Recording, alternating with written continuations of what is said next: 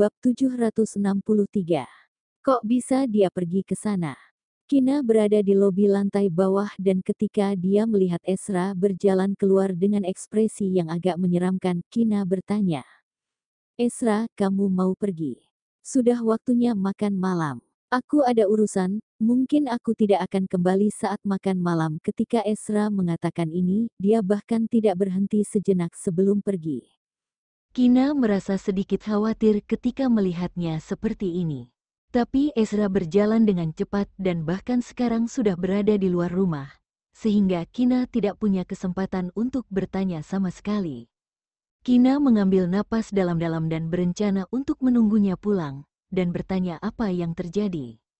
Beberapa saat kemudian, ketika sedang menyiapkan makan malam, Kalenia melihat sekeliling, lalu bertanya pada Kina. "Kina, di mana tuan muda kedua?" "Bu, belum lama ini dia pergi dan berkata kalau ada urusan. Jadi dia tidak akan kembali untuk makan malam," jawab Kina. "Kalau gitu kita tidak perlu tunggu dia." Kalenia berbalik dan memberitahu pelayan bahwa sudah waktunya makan malam dan menyajikan makanannya. Ini adalah malam mereka merayakan tahun baru, tapi Ezra pergi keluar saat sudah hampir waktunya makan malam. "Pasti ada sesuatu hal yang mendesak atau penting, tuan muda ketiga. Apakah kakak kedua kasih tahu kamu apa yang akan dilakukannya sebelum dia pergi?" Ibu Okto menoleh dan bertanya pada Vito, yang sedang bercanda dengan putrinya. Kakak kedua saja tidak kasih tahu kakak ipar, mana mungkin dia kasih tahu aku. "Bu, kakak kedua itu sudah dewasa, dia hanya pergi untuk menyelesaikan urusannya, bukan untuk melakukan tugas penting." "Kenapa kalian semua panik? Sudah, ayo makan, Dea sudah lapar." Vito berbicara dengan tenang dan berjalan menuju ruang makan sambil menggendong putri. Albert mengikuti di belakang dan berkata padanya, "Turunkan Dea." Kamu selalu gendong dia, hati nanti dia tidak bisa jalan lagi di masa depan. Pria ini, seolah-olah seperti tidak pernah menggendong anaknya saja. Tapi pria itu tidak mendengarkannya dan terus menggendong putrinya. Padahal sebentar lagi, Dea akan berusia 4 tahun dan bukan anak berusia 1 atau 2 tahun. Dan Albert tidak tahan lagi dengan itu. "Oke, aku akan turunkan Dea." Vito menaruh Dea duduk di kursi depan meja makan dan bergumam. "Aku tidak berani membantah apa yang kamu katakan. Aku juga tidak berani mendebat kamu, Albert. Apakah pria ini benar-benar mengerti apa yang dikatakannya?" Saat larut malam Kina baru selesai mandi dan berbaring di tempat tidur, tapi ia tidak bisa tertidur. Dia melirik jam, ini sudah lewat jam 11. Dan Ezra belum pulang, bahkan dia belum menelepon Kina. Saat teringat ekspresinya ketika Ezra akan pergi di sore hari, Kina berguling dan bangkit dari tempat tidur, mengambil ponselnya dan menelepon Ezra.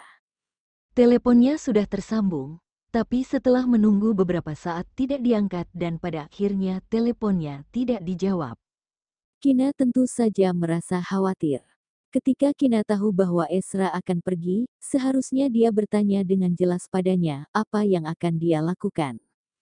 Setelah menelepon sekali dan tidak dijawab, Kina meneleponnya lagi untuk kedua kalinya.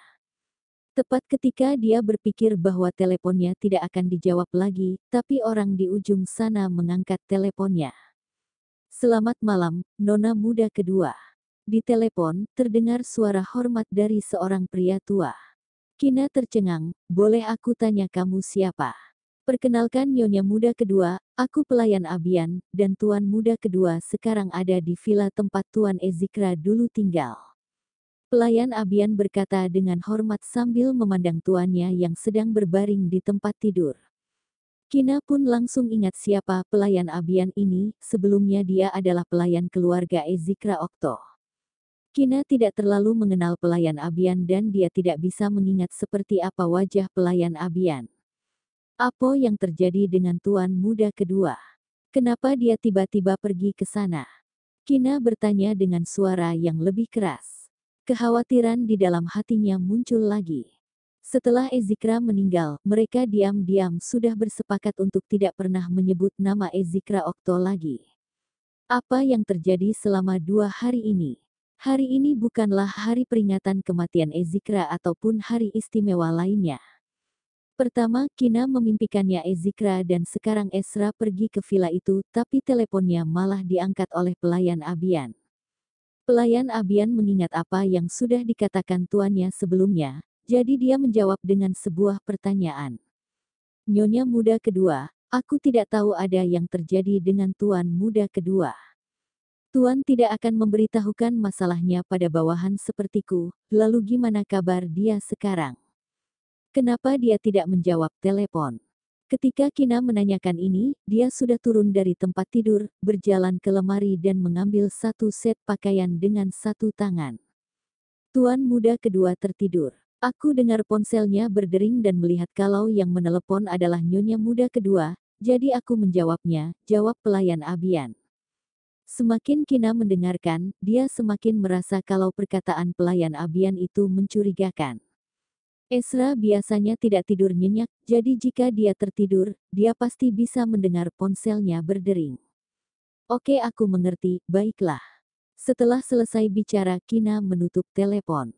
Dia tidak memberitahu pelayan Abian bahwa dia akan pergi ke sana. Kina berencana untuk datang secara tiba-tiba, sehingga pelayan Abian tidak siap. Kina mengganti pakaiannya, mengambil kunci mobil dari laci dan keluar kamar. Di dalam kamar, pelayan Abian menaruh ponsel di meja samping tempat tidur. Dia berusaha keras untuk tidak membangunkan tuannya, menyalakan lampu redup dan berjalan keluar. Setelah berjalan beberapa langkah, pelayan Abian berhenti dan melihat kembali ke arah pintu yang tertutup dan menghela nafas sedih. Sejak kematian Tuan Muda Ezikra, Tuan Muda kedua tidak pernah datang ke sini lagi. Tapi Ezra memberikan gaji yang beberapa kali lipat lebih besar dari sebelumnya, supaya dia mau terus mengurus villa ini. Pelayan Abian menduga bahwa mungkin karena ia meneleponnya sore ini, yang membuka kembali luka dan rasa sakit di dalam hati Tuan Muda kedua dan akhirnya Tuan Muda kedua datang ke sini. Karena pelayan Abian tinggal di villa ini, dia pun kembali ke kamarnya. Karena memikirkan banyak hal, dia tidak bisa tertidur. Entah setelah berapa lama, dia mendengar bel pintu berdering. Pelayan Abian pun berdiri, memakai kemejanya dan pergi untuk membuka pintu.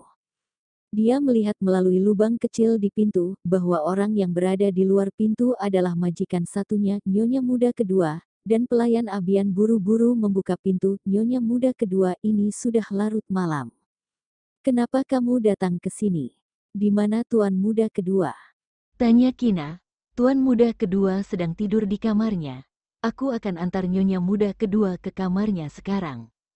Pelayan Abian menutup pintu dengan pelan, lalu berjalan di depan untuk menunjukkan arahnya, sambil mengenakan mantel yang di atas bahunya.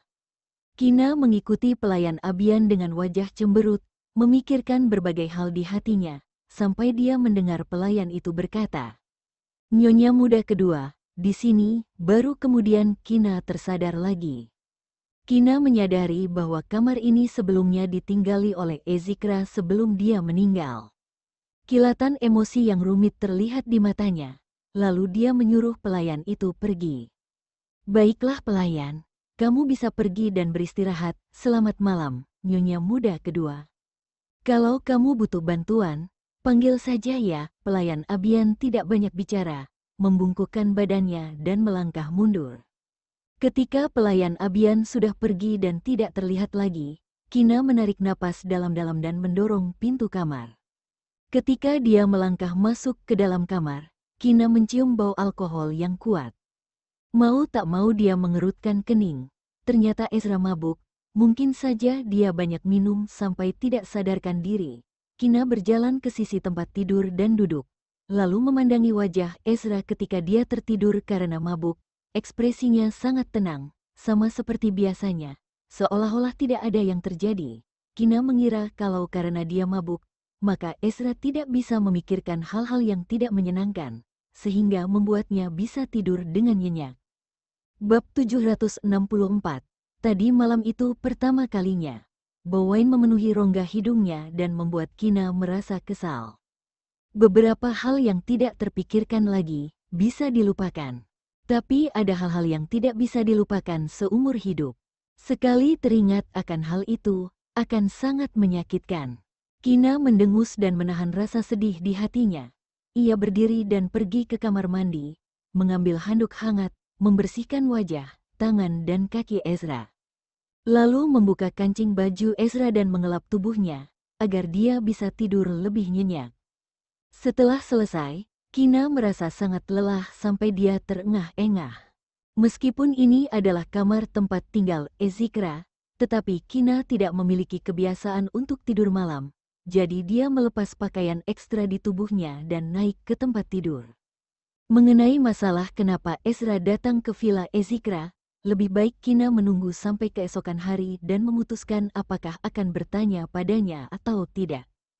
Keesokan harinya ketika Ezra bangun, dia melihat sekeliling kamar yang agak asing tapi terlihat familiar. Ezra tertegun selama beberapa detik sebelum akhirnya menyadari di mana dia berada. Selimut itu terangkat setengah dan ketika Ezra terkejut ketika melihat orang yang berbaring di sampingnya. Kenapa Kina bisa ada di sini? Kina yang tidurnya tidak terlalu nyenyak langsung terbangun setelah selimut diangkat dan merasa sedikit kedinginan. Ezra melihat bahwa matanya masih terpejam tapi mengerutkan kening, lalu Ezra buru-buru menaruh lagi selimut yang sudah setengah terangkat dengan lembut dan perlahan menyelimutinya. Setelah sekitar setengah menit, Kina perlahan membuka matanya, melihat sekeliling dan akhirnya bertemu dengan tatapan Ezra. "Aku membangunkan kamu, ya?" tanyanya lembut, Urn. Kina menarik lengannya, meletakkannya di pinggangnya dan membenamkan wajahnya di dada Ezra. Kina ingin bertanya apa yang terjadi padanya, tetapi menahan dirinya untuk tidak bertanya. "Maaf aku membuatmu khawatir tadi malam." Ezra membelai rambutnya dan berinisiatif untuk menjelaskan. "Kemarin sore, aku terima telepon dari pelayan Abian. Dia kasih tahu aku bahwa seseorang mau beli villa ini dengan harga tinggi. Ada agen properti yang datang untuk tanya untuk villa ini, tapi tidak mengatakan bahwa itu untuk dijual. Lalu agen properti itu datang dan tanya padaku. Aku merasa ada yang agak aneh. Lalu aku telepon agen itu untuk minta informasi tentang orang yang ingin beli villa ini. Tapi aku tidak dapat informasi apapun. Lalu aku langsung mendatangi agen itu, tapi tidak menemukan informasi yang berguna. Setelah jeda, Ezra melihat ke langit-langit dan berkata dengan nada tenang, lalu aku teringat akan banyak hal dan suasana hatiku tidak baik, jadi aku minum wine. Akhirnya, entah bagaimana aku jadi datang ke sini. Kamu tidak tahu siapa yang mau beli villa ini?" tanya Kina. Keluarga Okto bahkan tidak mengatakan mereka mau menjual villa ini. Jadi mana mungkin bisa ada orang datang dan bertanya apakah villa ini dijual dan itu aneh karena terjadi pada saat mereka bersiap untuk tahun baru. "Belum, nanti aku akan suruh orang mencari tahu. Pihak lain sepertinya tidak ingin identitasnya diketahui. Jadi informasi yang ada itu palsu dan tidak ada informasi berguna yang bisa ditemukan untuk saat ini." Oh, Kina mengangguk dan terus berpikir, siapa sih sebenarnya yang mau beli villa ini? Sayangnya, Kina tidak tahu banyak tentang orang-orang di lingkungan orang kaya. Jadi Kina langsung menyerah untuk menebak. "Oke, aku tidak mau memikirkannya. Ayo bangun dan aku mau ajak kamu keluar untuk sarapan hari ini." Ezra mengangkat selimut, menggendongnya dan pergi ke kamar mandi untuk mandi. Kina tertawa, ia hanya akan mengajaknya sarapan di luar. Tapi nada suaranya terdengar seperti akan membawanya untuk makan malam romantis. Mungkin karena Ezra datang ke sini semalam, jadi pelayan Abian sudah menaruh perlengkapan mandi di kamar mandi tepat waktu. "Ezra, aku akan telepon seseorang untuk kirim 2 set pakaian." Kina berkata pada Ezra yang sedang bersiap mandi, sambil keluar dari kamar mandi. Semalam Kina tidur memakai baju yang ia pakai semalam, dan ketika ia bangun, pakaiannya sudah kusut. "Tidak perlu, mungkin saja pelayan Abian sudah menyiapkannya," kata Ezra. Mereka tiba-tiba datang ke sini dan pelayan Abian sudah menyiapkan semua perlengkapan mandi tepat waktu. Jadi seharusnya dia juga sudah menyiapkan pakaian ganti untuk mereka. Ini adalah kesadaran yang harus dimiliki oleh seorang pelayan yang kompeten. Ketika Kina mendengarnya, ia menaruh lagi ponsel yang baru dia ambil. Sekitar 10 menit kemudian, Ezra berjalan keluar dari kamar mandi dengan handuk melilit di pinggangnya. Kina tidak bisa melepaskan pandangannya dan menatap tubuh Ezra yang sempurna dan dia tidak bisa mengalihkan pandangannya, apalagi ketika tubuh Ezra basah, sehingga sedikit berkilau dan terlihat sangat menarik. Kina, kamu mau menyentuhnya, coba bagaimana rasanya? Sudut bibir Ezra sedikit melengkung, dan suara beratnya seperti bisa mengendalikan seseorang. Kina sedikit tergoda oleh godaannya, lalu mengangguk dan ketika menyadari apa yang telah dia lakukan, Kina mundur selangkah dan menggelengkan kepalanya dan langsung menolaknya. Tidak, tidak perlu, ini masih pagi hari, tidak baik kalau berhubungan. Ezra diam-diam tertawa dan tidak menggodanya lagi.